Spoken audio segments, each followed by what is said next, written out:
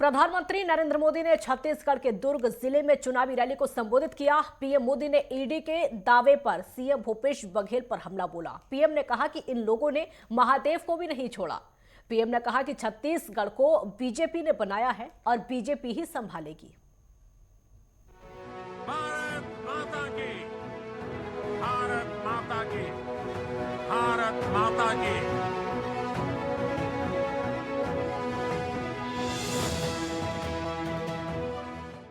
छत्तीसगढ़ विधानसभा चुनाव को लेकर प्रधानमंत्री नरेंद्र मोदी ने दुर्ग में एक जनसभा को संबोधित किया।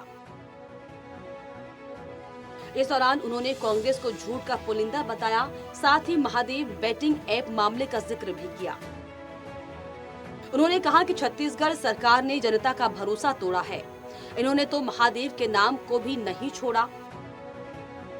कांग्रेस की प्राथमिकता है अपने नेताओं के चहेतों को नौकरियां बांटना, आपके बच्चों को नौकरियों से बाहर करना। पीएससी घोटाले में कांग्रेस ने यही तो किया। पीएम मोदी ने ये भी कहा कि मैं छत्तीसगढ़ भाजपा की पूरी टीम को बधाई दूंगा कि उन्होंने आपके सपनों को सच बनाने वाला संकल्प पत्र कल ही जारी किया। इस संकल्प पत्र में छत्तीसगढ़ की माताएं बहनें, यहाँ के युवा और यहाँ के किसानों को सबसे बड़ी प्राथमिकता दी गई है। भाजपा का ट्रैक रिकॉर्ड है कि जो हम कहते हैं वो कर रहते हैं। पीएम मोदी ने कहा कि भाजपा के संकल्प पत्र के आगे कांग्रेस का झूठ का पुलिंदा भी है। कांग्रेस की प्राथमिकता है भ्रष्टाचार के अपनी तिजोरियां भरना। ये जन औषधि केंद्र में जो दवाई 100 रुपए में मिलती है ना, वो 10 रुपए में मिल जाती है। जो दवाई 100 रुपए में मिलती है, वो दवाई किस जगह पे 20 में मिल जाती है। इतना गरीब और मध्यम वर्ग की मदद की। लेकिन ये छत्तीसगढ़ में ऐसी सरकार है, ऐसी जन विरोधी सरकार है, ऐसी भ्रष्ट सरकार है कि उसने छत्तीसगढ़ में जन औषधि केंद्रों को ही ताले लगा दिए। 100 से ज्यादा ऐसे जन औषधि केंद्र यहां के कांग्रेस ने बंद करवा दिए। गरीबों से इतनी नफरत करती है कांग्रेस। मेरे परिवारजनों, मोदी जो ये गारंटी दे रहा है ना, जो गारंटी पूरी कर रहा है, उसके सबसे बड़े लाभार्थी हमारे दलित, हमारे ओबीसी, हमारे आदिवासी, हमारे मेहनतकश मजदूर, हमारे समाज के वंचित लोग हैं। ओबीसी आयोग को कांग्रेस ने संवैधानिक दर्जा नहीं दिया। ये काम आपके बेटे ने, जैसे ही आपने दिल्ली बिठाया ना, उस काम को भी कर दिया। मेडिकल कॉलेजों में के भिंड में चुनावी जनसभा को संबोधित करते हुए रक्षा मंत्री राजनाथ सिंह ने कहा कि पहले एमपी बीमारू राज्यों में आता था, लेकिन जब से शिवराज सिंह चौहान ने कमान संभाली, तब से स्थितियां पूरी तरह बदल गई हैं। आज एमपी के विकास वाले राज्यों में गिनती होती है। मुझे याद है जब मैं पार्टी का राष्ट्रीय अध्यक्ष था 2013-2014 में, मोदी जी को प्रधानमंत्री के उम्मीदवार के रूप में हम लोगों ने पेश किया। मैं पार्टी का अध्यक्ष था तो मोदी जी और हम जब दोनों लोग बैठते थे तो बराबर इसी बात की चर्चा होती थी। मोदी जी भी कहते थे, राजनाथ जी आप देख लीजिएगा घोषणा पत्र में कहीं कोई ऐसी बात ना आ जाए, हम लोग उसे करें। 2019 का चुनाव हुआ तो मोदी जी ने कहा कि राजनाथ जी, जो चुनाव घोषणा पत्र तैयार हो रहा है, इसकी जो कमेटी है उसके चेयरमैन आप ही रहिए, खुद ही लीजिए। मुझे भरोसा है उसमें कोई ऐसी चीज नहीं आने पाएगी जिसे हम पूरा नहीं कर। यानी घोषणा पत्र बनाते तो पहले हम लोग बात का ध्यान रखते, क्या हमको डालना है, क्या बोलना, ताकि किसी भी सूरत में विश्वास का मंत्र गहरा न होने पाए। इतनी सावधानी बरतें। लेकिन आज भारत की नहीं बल्कि दुनिया के लोग सच्चाई को स्वीकार करते हैं। भाई, आज हम विदेशों में जाते हैं तो विदेशों में पहले भी मैं गया, आज भी मैं जाता हूं, जिस तरीके से मेहमान नवाजी की जाती है, लगता है यहाँ भारत भारत बन गया है। लगता है हम भी कुछ हैं, इसका एहसास होगा दुनिया के दूसरे देश में। और अब भारत कमजोर भारत में नहीं रहा है, भारत भारत और भारत बन गया है। भारत केवल कबूतर नहीं छोड़ता है, बल्कि चीता भी छोड़ता है।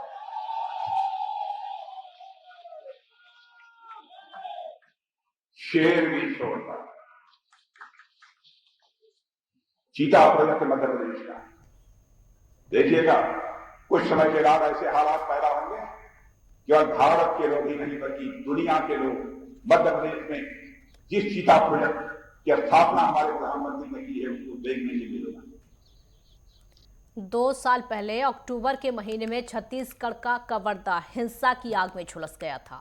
आमतौर पर शांत रहने वाला राजनांदगांव जिले का ये इलाका स्थानीय युवक की कथित धार्मिक टिप्पणी से गर्मा गया था। तब हिंसा भड़काने के आरोप में कई धाराओं के तहत हिंदू और मुस्लिम समुदायों के 90 लोगों के खिलाफ केस दर्ज किया गया था। पहले कबीरधाम के नाम से जाना जाने वाला कवर्धा नक्सल प्रभावित क्षेत्र है। 7 नवंबर को यहां वोट डाले जाएंगे, जिसकी तैयारियां पुलिस ने पूरी कर ली हैं।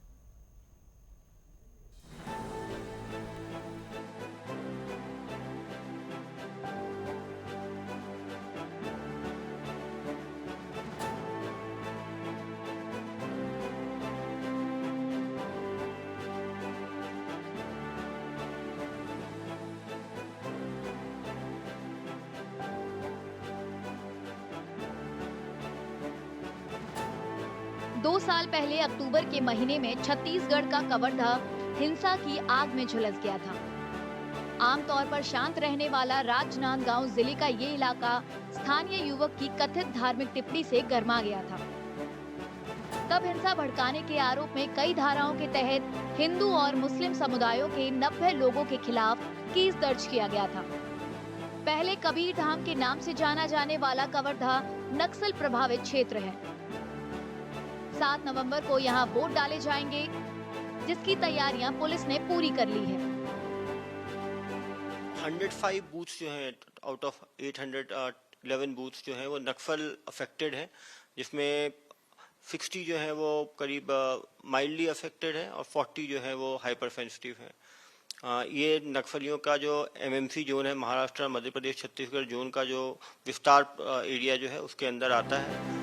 पहले चरण में 20 सीटों पर वोटिंग होनी है, जिसमें कवर्धा समेत कई नक्सल प्रभावित इलाके शामिल हैं। मामले की गंभीरता को देखते हुए प्रशासन ने भी कमर कस ली है। देखिए, कानून व्यवस्था की तैयारी इलेक्शन के पहले से ही हमारी चालू हो चुकी थी। जो गुंडा बदमाश तत्व हैं उसको पुलिस के द्वारा चिन्हांकित किया जा चुका है और आर्म्स एक्ट के अंतर्गत जिनको लाइसेंस मिला हुआ है उनको लाइसेंस जितने भी हैं जो सिक्योरिटी गार्ड बैंक्स के रहते हैं उनको छोड़कर सभी डिपॉजिट किया जा चुका है और ऐसे कोई भी व्यक्ति जो किसी तरह के न्यूसेंस में इन्वॉल्व है उनके विरुद्ध प्रतिबंधात्मक कार्रवाई भी की जा रही है।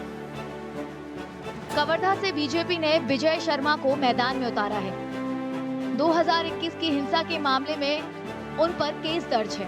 कांग्रेस ने अपने मौजूदा विधायक मोहम्मद अकबर को मैदान में उतारा है, जो भूपेश बघेल सरकार में अल्पसंख्यक समुदाय से एकमात्र मंत्री हैं।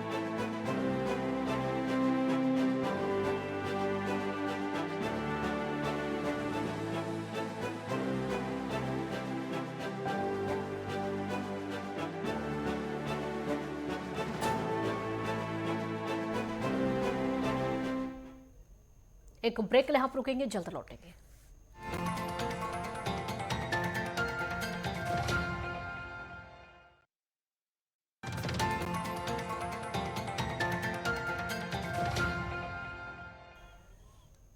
ब्रेक के बाद एक बार फिर स्वागत है आपका। केंद्रीय गृह मंत्री अमित शाह ने मध्य प्रदेश के करेरा में चुनावी जनसभा को संबोधित करते हुए पूर्व मुख्यमंत्री कमलनाथ पर जमकर निशाना साधा।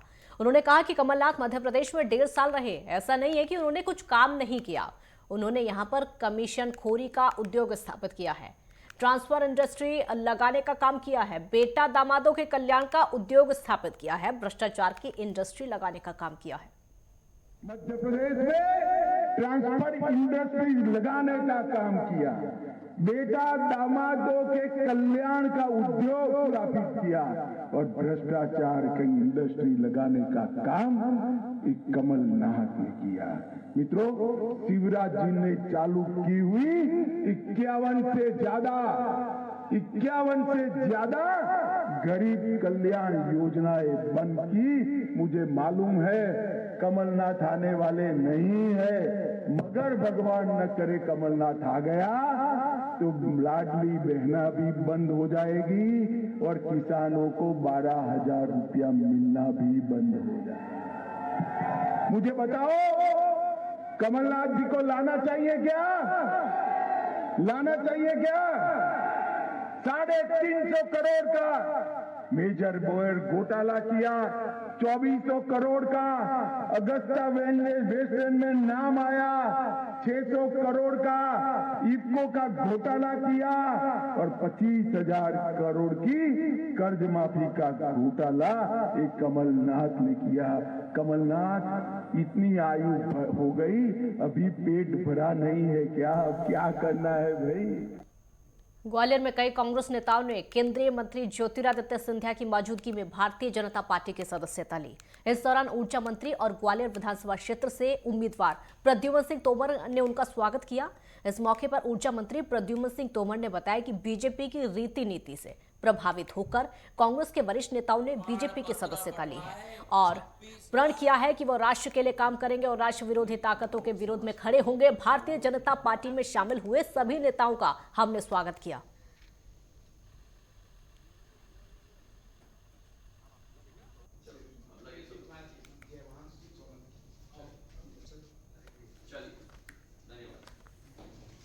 प्रमाण पत्र बंटवाए 26 लाख बेटी पैदा होती थी तो लोग समझते थे कि बोझ पैदा। प्लीज देखिएगा।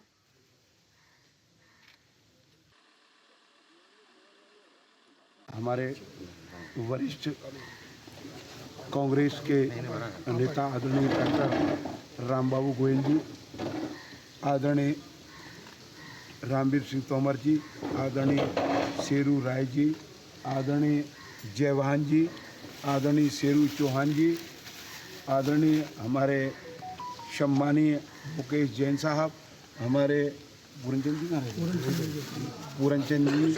जी और श्याम भाई साहब और रवि जी और जितेंद्र जी ने आज भारतीय जनता पार्टी की सदस्यता ली है। 2.5 वर्ष से जब से महाराज साहब ने बीजेपी ज्वाइन किए, राष्ट्र की मुख्य धारा में ज्वाइन किया है, तब से बुद्धि और मन के बीच एक विवाद चल रहा था। उस अंतर्द्वंद से आज अंततः मन की जीत हुई और मैं महाराज साहब के साथ बीजेपी में आया हूं और उनके साथ कंधे से कंधा मिलाकर बीजेपी को नई ऊंचाइयों पर पहुंचाने का प्रयास करूंगा। छत्तीसगढ़ में चुनाव से पहले नक्सल प्रभावित इलाकों के लिए मतदान दल हेलीकॉप्टर से रवाना हो रहे हैं। राज्य के नक्सल प्रभावित इलाकों में 2 दिनों में 42 मतदान दल हेलीकॉप्टर से भेजे जाएंगे। पुलिस लाइन से मतदान दल अंदरूनी क्षेत्रों के लिए रवाना हो गए। Collector Haris S, DIG CRPF Arvind Roy और एसपी किरण चौहान की मौजूदगी में रवाना हुई। 90 सदस्य छत्तीसगढ़ विधानसभा के लिए 7 और 17 नवंबर को 2 चरणों में मतदान होगा।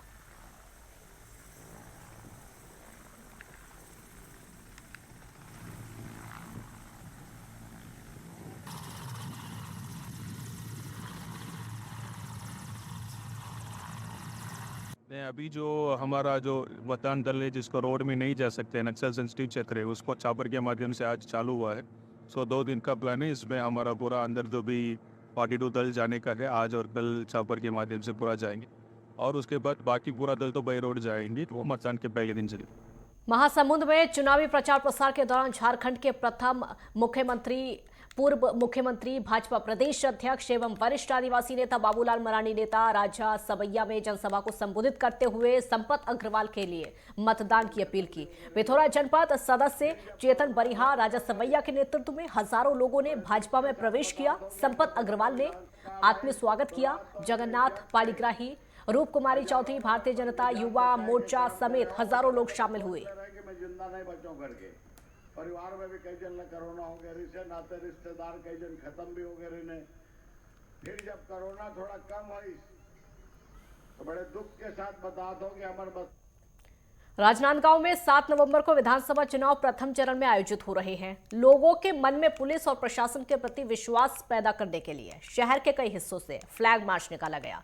राजनांदगांव जिले के अंदर आने वाली कई विधानसभा नक्सल प्रभावित क्षेत्रों में आती हैं, जिसके कारण राजनांदगांव की कई विधानसभा संवेदनशील क्षेत्र अंतर्गत आती हैं। फ्लैग मार्च में छत्तीसगढ़ पुलिस के अलावा कई सुरक्षा बलों की टुकड़ियों ने हिस्सा लिया। सुरक्षा बलों ने कहा कि बिना किसी प्रलोभन के बढ़ चढ़कर मतदान करें।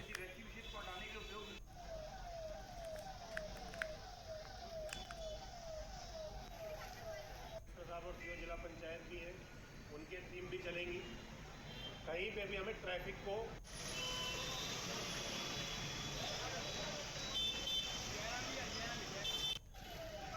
आगे लगा ले भाई, तो लगा लो। राजनांदगांव जिले में 7 तारीख को प्रथम चरण में विधानसभा का चुनाव होने वाला है, जिसमें हमारे यहाँ पूरी तरह से शांति व्यवस्था और सुरक्षा को डिप्लॉयमेंट करने के लिए हमारे पास 44 बटालियन अर्धसैनिक बलों की आई है केंद्र से। उसके अलावा हम लोगों ने 1000 से ज़्यादा जो जिला बल और बाकी जो बल हैं उनका डिप्लॉयमेंट किया है। वो जो चप्पा चप्पा है, कोना कोना है हमारे ज़िले का, खासकर जो नक्सल संवेदनशील अति संवेदनशील क्षेत्र है, जो हमारे क्रिटिकल पोलिंग बूथ है, उन सब में अर्धसैनिक बलों को लगाया जा रहा है। उसके अलावा शहर में अलग अलग जगह पर पेट्रोलिंग, MCPs, नाके और उसके अलावा बोल्ट एक्शन टीम्स भी बनाई गई है, ताकि किसी भी तरह से जो हमारा चुनाव है उसमें कोई विघ्न ना हो और शांतिपूर्ण तरीके से, निर्भय तरीके से लोग वोट डाल सकें और किसी तरह का किसी के ऊपर कोई दबाव ना हो।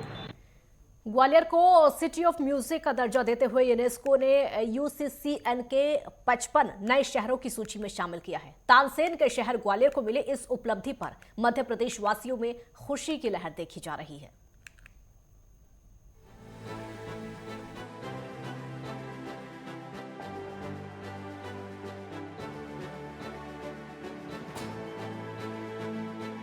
संगीत सम्राट तानसेन के शहर ग्वालियर को यूनेस्को क्रिएटिव सिटीज नेटवर्क या UCCN में संगीत के शहर के रूप में मान्यता पाने का गौरव मिला है। 2 नवंबर को वर्ल्ड सिटीज डे के रूप में मनाया जाता है।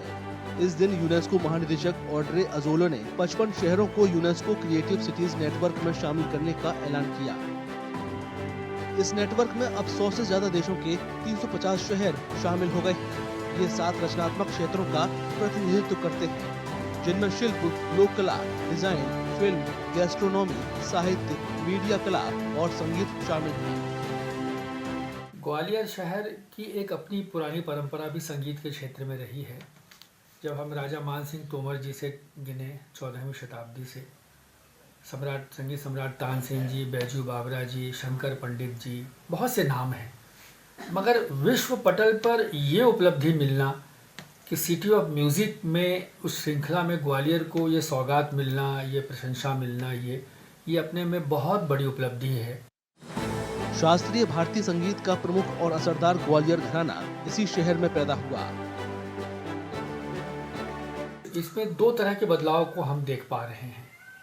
एक तो जो यहाँ के प्रतिभाशाली कलाकार हैं, स्थापित कलाकार हैं, उनको देश और विदेशों के मंच पर आने जाने का एक मौका मिलेगा।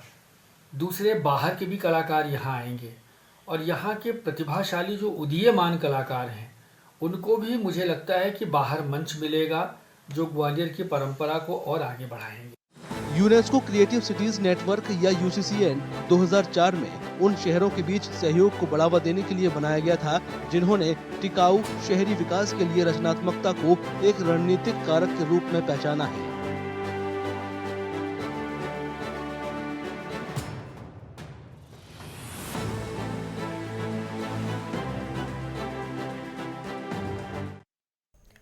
एक ब्रेक के लिए यहाँ पर रुकेंगे, जल्द लौटेंगे।